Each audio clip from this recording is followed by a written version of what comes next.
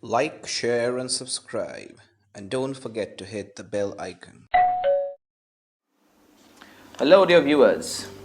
So, we today begin the much awaited, the much anticipated lessons on The Merchant of Venice by William Shakespeare, which is one of the plays in class 10 Icse English literature syllabus.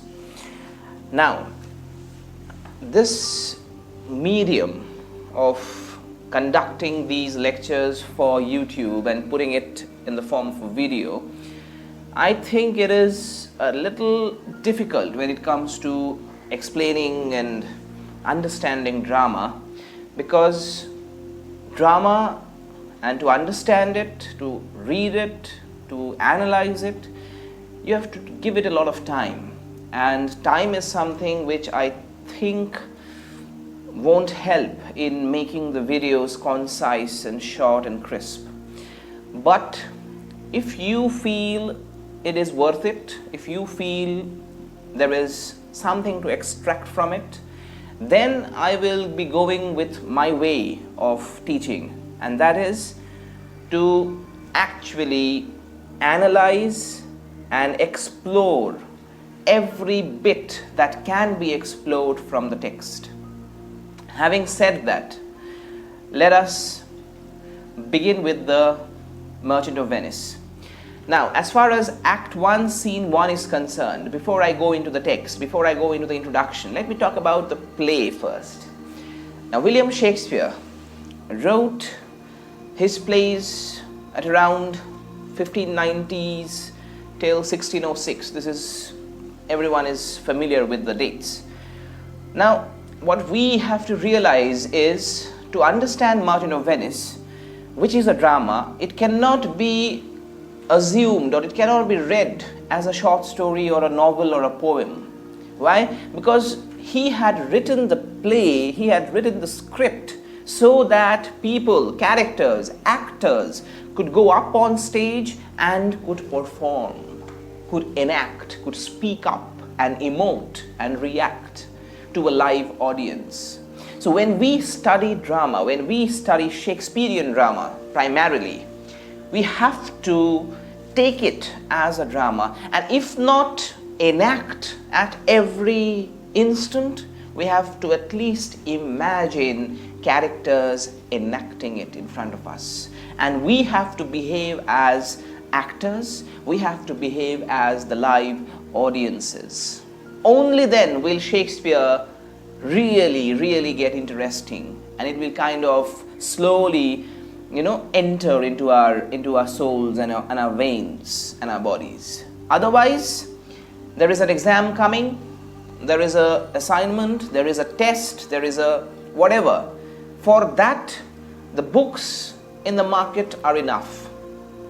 The paraphrase and the guides and the whatnots, I can make a pile of those books here. They are enough to get a good percentage in the exam. But to understand, to appreciate, and to actually explore, you have to enter into the real intricate voids and the slots of the play. We'll be doing that with these lectures on Merchant of Venice. Let's start. Now, as far as Act 1, Scene 1 is concerned, it is the introductory scene of the play, no doubt about it. And the opening scenes are always crucial. And Shakespeare, in all his plays, made it a point that the opening scene was very well crafted, very well shaped up. Why? Because the audience who is watching, the audience who is listening, they have to be kind of given a good glimpse of what they can expect, of where the dramatist wants their emotions, their perceptions to sway. All that is decided by the opening scene of the play.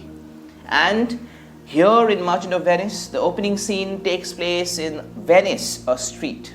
Now that I've mentioned about Venice, let me talk about the setting. There are two distinct places, cities in the play. One is Venice and another one is Belmont. Now, Venice is a picture of reality. This is what businesses, this is where merchants, this is where money, this is where trade, everything centered around life, livelihood, and realistic dealings with people is based here. That is Venice. And in Belmont, it is an imaginary place created by Shakespeare. And Belmont is symbolic of love, of emotion, of imagination, of something that is fantastical. So you have Venice and you have Belmont. And all the scenes take place one after the other. If one takes place in Venice, the next one takes place in Belmont. Then the next one takes place in Venice again. Then Belmont. It goes this way. And the audiences, they cannot for a moment even quieten down or rest or be at ease. Why? Because every time, every bit, everywhere, be it Venice or be it Belmont, there is a set of plot, a set of events developing simultaneously. And after the set of events develop, there comes a time in the play, later on, in one of the later scenes, where the two events finally meet.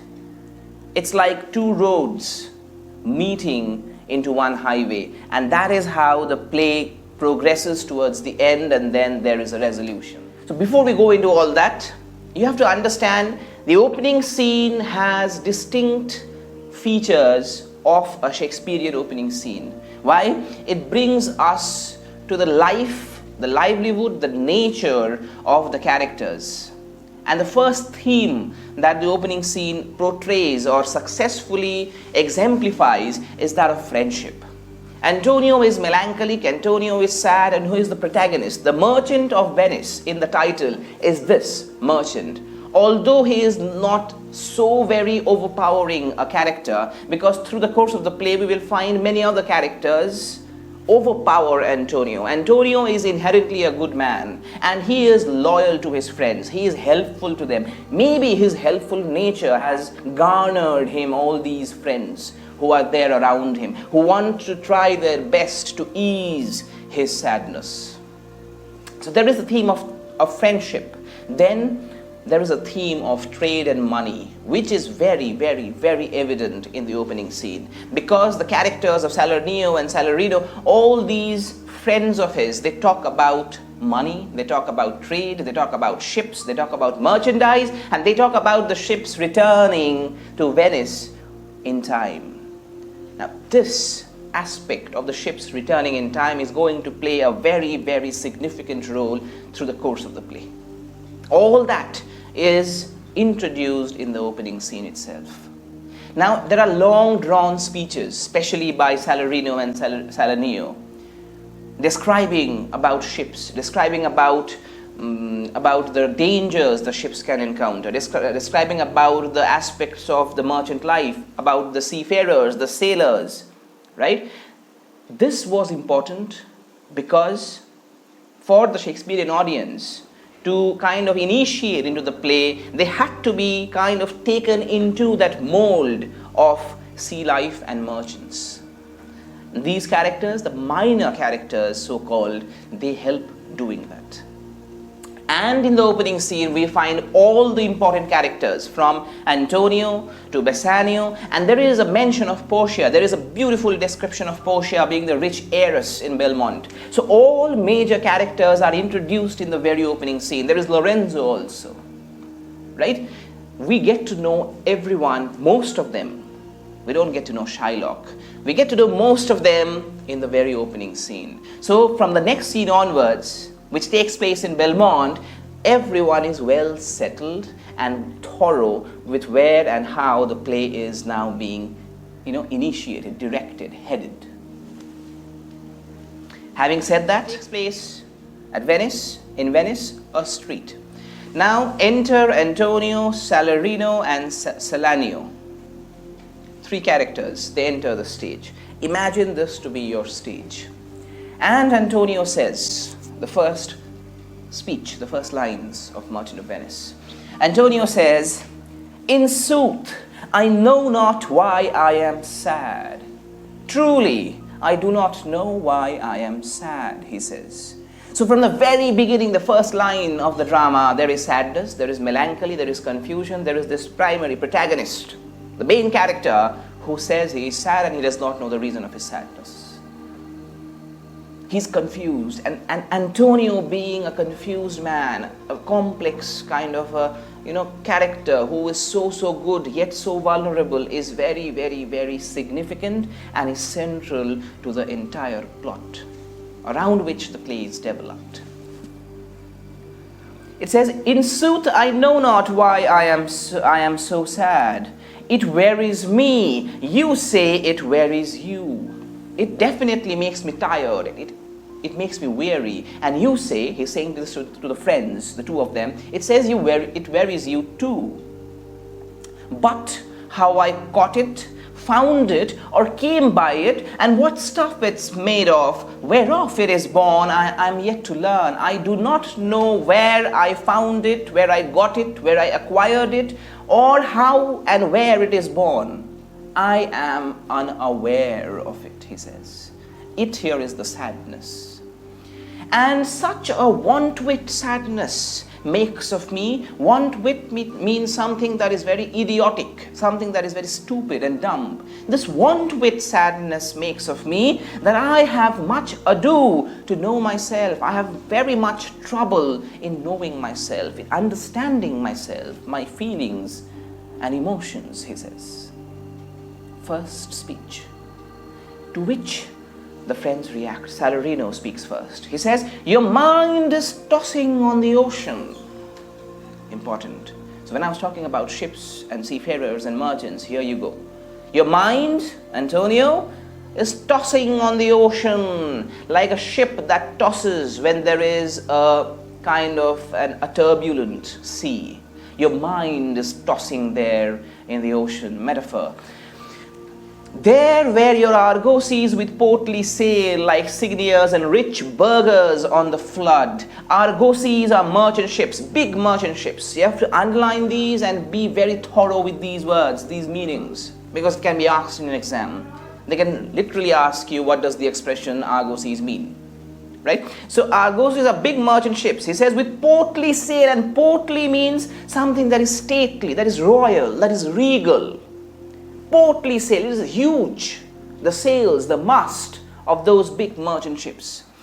Like Cygnias and rich burghers on the flood. Now, Cygnias is an Italian for gentlemen, signore, Cygnias, right? And rich burghers on the flood. Burghers are citizens. Flood here is the sea. Those ships are like rich citizens and gentlemen out in the sea. Or as it were, the pageants of the sea. Pageants is like an exhibition that is going forward. It's like a showcase of ships. Yes? Do overpeer the petty traffickers. Overpeer means overpower. They power over the petty traffickers. Petty traffickers here means the petty ships. Right?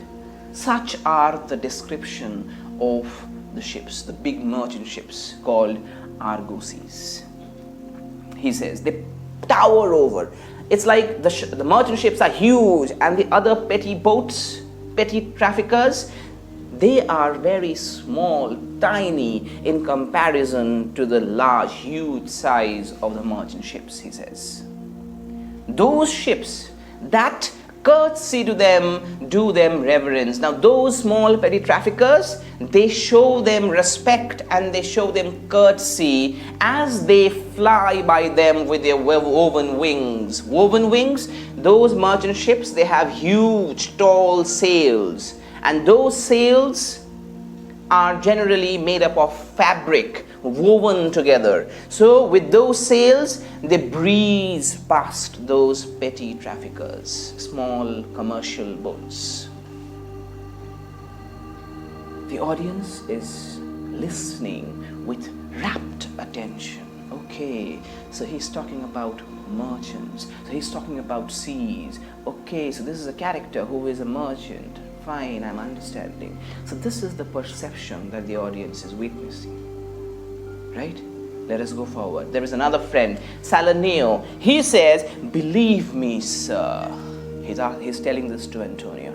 Believe me, sir, had I such venture forth, if I had such businesses, forth means towards the ocean, out there in the open, the better part of my affection would be with my hopes abroad. My better part, the better part of my affection means my entire thoughts, my emotions, my intentions and thought process, everything would be there with my venture abroad. It would not be there with me, he says. I should be still, and he says he would then be still, plucking the grass to know where sits the wind. Now back in those days, the sailors did not have compass. So they kind of plucked grass and they left it. Whichever direction the grass used to sway, they used to then realize, okay, the direction of the wind is towards that direction. To know the direction of the wind, he says, I should be still, plucking the grass to know where sits the wind, which direction the wind is flowing, peering in maps for ports and piers and roads. I would be kind of searching, looking for maps and looking for the ports and piers, harbors and roads, roadways, and every object that might make me fear misfortune to my ventures, out of doubt would make me sad. Every small object that would kind of be a threat to my ventures, to my ships, to my business, to my goods, to my merchandise, those small tiny objects also, out of doubt, would make me sad, terribly sad. Why? There is so much dependent on the goods returning safely. Now this whole world of Venice that has been created is actually a replication of Shakespearean England, 16th century England. It is just that the names have been changed from London to Venice. You have to understand it in that aspect. Okay? Salarino says, they are another friend. The two of them are continuously speaking. Why? They want to cheer the friend up. And who is the friend? Antonio. He says, my wind cooling my broth. Now, my wind cooling my broth means my breath that I am using to cool my broth. Broth means a bowl of hot soup. So when I cool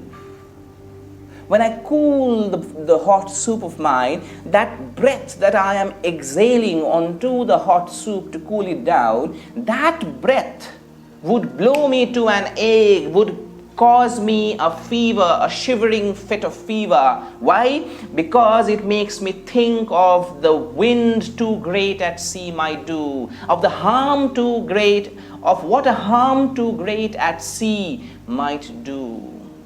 That wind, that breath is making me think of the wind, the harmful great winds out at sea, which can topple, which can damage my ships. I should not, this was the first point, wind cooling my broth. The second point, very, very important, all these will be asked in your exam. It has to happen.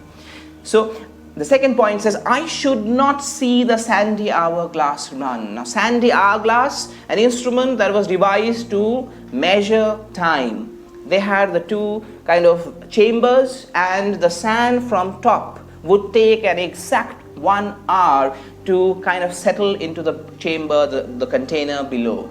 And again, once you topple it down, there was again a repetition of the whole process. So when I see the sand trickling down that sandy hourglass, he says, I should think of shallows and of flats. Shallows are shallow waters and flats are sandbanks. When I see the sand trickling down from the hourglass, I almost spontaneously think about the shallow waters and the sandbanks, which, it says, and see my wealthy Andrew docked in sand. Now, Andrew is a name of an English merchant ship.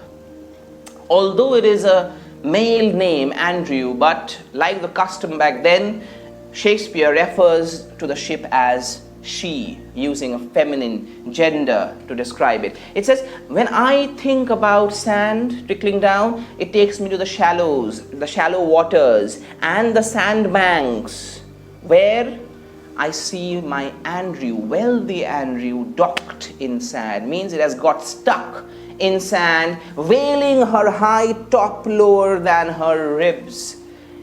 He says, veiling means lowering her high tops. Now, high tops, say this is the ship, right? This is the ship. Now, the mast is here, and the sails are generally this way, right? The sails.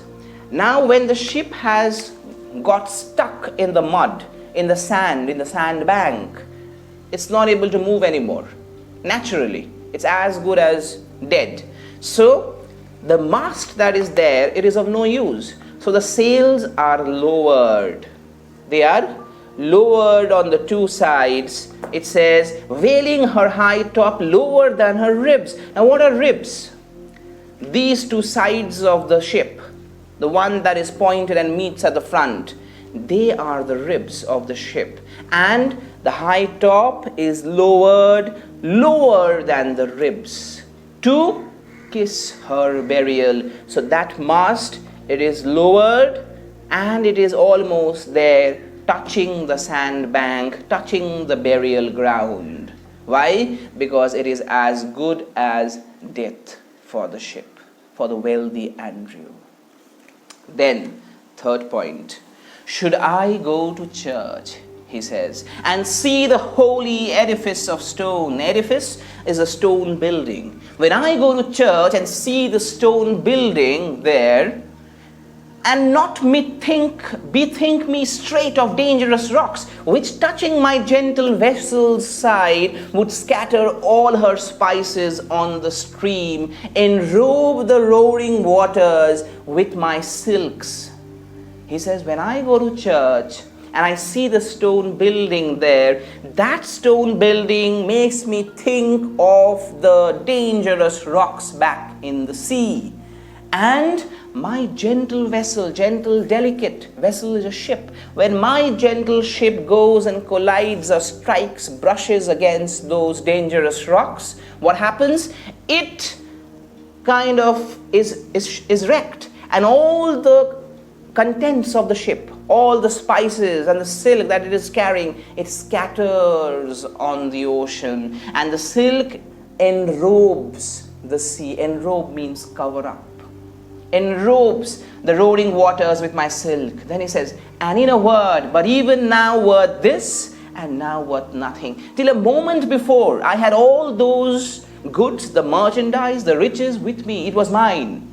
But a moment later, after having clashed with the rocks, all those merchandise, the goods that were mine, are no more mine. It's useless. It's worthless. Why? Because it is out, poured in the ocean, he says. Shall I have the thought to think on this now? If I can think of such things, he says, and shall I lack the thought that such a thing bechanced would make me sad? If I can think of all those things, can I not think of being sad if really such a thing happened? He says. But tell me not, I know Antonio is sad to think upon his merchandise. I know why Antonio is sad.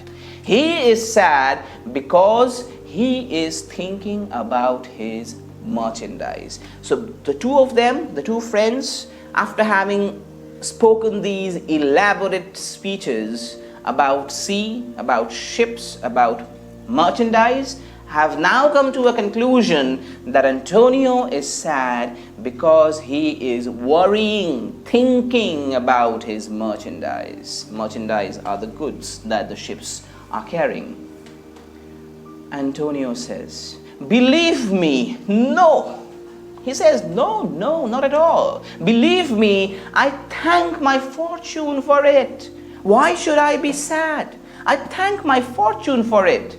And here, what does fortune mean? It means all the wealth, all the fortunes that he has, that he has acquired. Why should I be sad? I thank my fortune for it. And he justifies it by saying, underline these words, very important lines to kind of ask questions from. It says, my ventures are not in one bottom trusted. First point. Why am I not sad? Because my ventures, my businesses are not restrained to one ship. One bottom trusted. Bottom here is a ship. Then, second point, nor to one place. Nor has my ship gone to a particular place.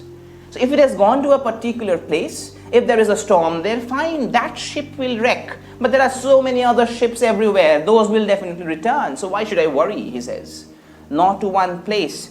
Nor is my whole estate upon the fortune of this present year. Nor is my whole estate, my whole business depending on the fortune, on the profits that I earn this present year. Means there are some elements in his business. There are some ships there which are due to return the following year. Which means there is a constant inflow of money, of profits for Antonio.